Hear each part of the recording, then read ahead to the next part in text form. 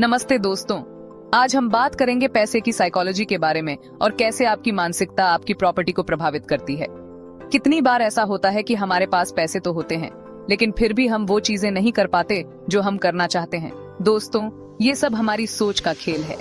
हमारी मानसिकता, हमारे विचार और हमारे विश्वास ही तय करते हैं कि हम पैसे के साथ कैसा व्यवहार करेंगे। इस वीडियो में हम जानेंगे कि हमारी साइकोलॉजी कैसे हमारे फाइनेंशियल डिसीजंस को प्रभावित करती है और हम कैसे अपनी सोच को बदलकर अपनी फाइनेंशियल स्थिति को बेहतर बना सकते हैं। दोस्तों, पैसा हमारी भावनाओं को बहुत जल्दी प्रभावित करता है।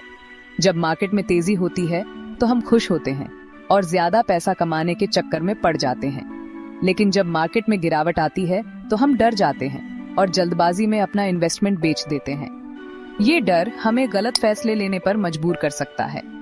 इसी तरह लालच भी हमें अंधा बना सकता है। जब हमें लगता है कि हम थोड़े से समय में बहुत ज्यादा पैसा कमा सकते हैं, तो हम रिस्की इन्वेस्टमेंट कर बैठते हैं और कई बार ये रिस्क हमें बड़ा नुकसान पहुंचा सकता है। दोस्तों, पैसा और भावनाएं कभी भी अच्छे मित्र नहीं हो सकते। जब भी आपको कोई फाइनेंशियल फैसला लेना हो, तो अपनी भावनाओं को काबू में रखें। शांत दिमाग से सोचें, एनालिसिस करें और फिर कोई निर्णय लें।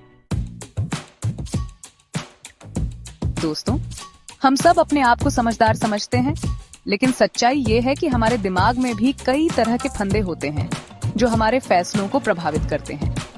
उदाहरण के लिए, हम अक्सर पहली मिली जानकारी पर ही भरोसा कर लेते हैं, भले ही वो सही हो या गलत। हम उन लोगों की बातों पर ज्यादा ध्यान देते हैं जो हमारी सोच से मेल खाते हैं, भले ही वो गलत क्यों ना हो, और हम अपनी जानकारी को ज्यादा ही महत्व देते हैं, भले ही वो पूरी तरह से सही ना हो।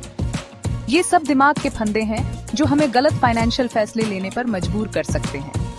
इन फंदों से बचने के लिए जरूरी है कि हम खुद को जागरूक करें। हमें अपनी सोच पर सवाल उठाने की आदत डालनी होगी। हमें ये समझना होगा कि हम सब गलतियां करते हैं और हमारे दिमाग में भी कई तरह के फंदे होते हैं।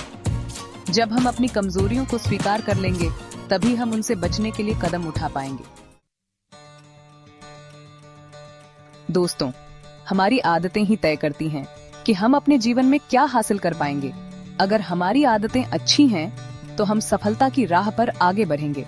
लेकिन अगर हमारी आदतें बुरी हैं, तो हम अपने आप को मुश्किलों में फंसा हुआ पाएंगे।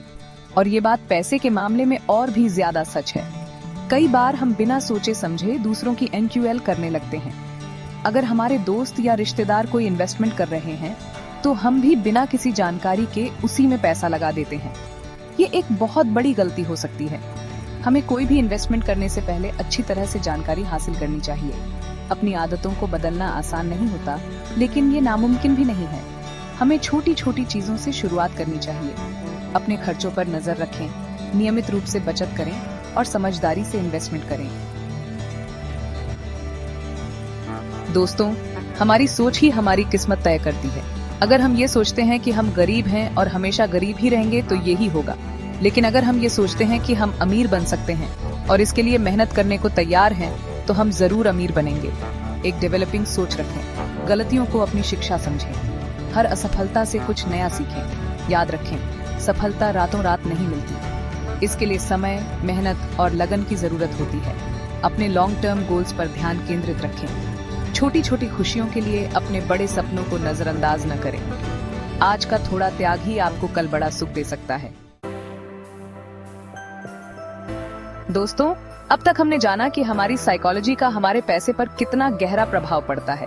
अब हम कुछ ऐसे प्रैक्टिकल तरीके जानेंगे जिनकी मदद से हम अपनी सोच को बदल सकते हैं और अपनी फाइनेंशियल स्थिति को मजबूत बना सकते हैं।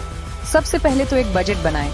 ये जानें कि आप अपना पैसा कहाँ खर्च कर रहे हैं और कहाँ बचा सकते हैं। नियमित रूप से बचत करने की आदत डालें। भले ही आप थोड़ी रकम ही क्यों न बचा पा रहे हों, लेकिन नियमितता बनाए रखें। समझदारी से इन्वेस्ट करें। इन्वेस्ट करने से पहले अच्छी तरह से जानकारी हासिल करें। अपने रिस्क क्षमता को समझें और उसी हिसाब से इन्वेस्ट करें। भावनात्मक रूप से खरीदारी करने से बचें। कई बार हम ऐसी चीजें खरीद लेते हैं जिनकी हमें जरूरत नहीं होती, बस इसलिए क्योंकि हमें वो अच्छी लगती है या फिर हमें दूसरों को दिखाना होता है। लगातार सीखते रहें। फाइनेंशियल मामलों में अपनी जानकारी बढ़ाते रहें। किताबें पढ़ें, वीडियोस देखें और विशेषज्ञों से सलाह लें। तो दोस्तों, ये थे कुछ महत्वपूर्ण साइकोलॉजिकल पहलू जो आपकी फाइनेंशियल स्थिति को प्रभावित कर सकते हैं। याद रखें, पैसा सिर्फ एक साधन है, जीवन का उद्देश्य नहीं। पैसा आपकी जिंदगी को आसान बना सकता है, लेकिन खुशहाल बनाने के लिए जरूरी नहीं कि आप अमीर ही हों। खुशी तो आपके अंदर है, बस आपको उसे पहचानने की जरूरत है। अपनी सोच को सकारात्मक रखें, अपने लक्ष्यों पर ध्यान केंद्रित रखें और लगातार मेहनत करते रहें। सफलता जरूर मिलेगी।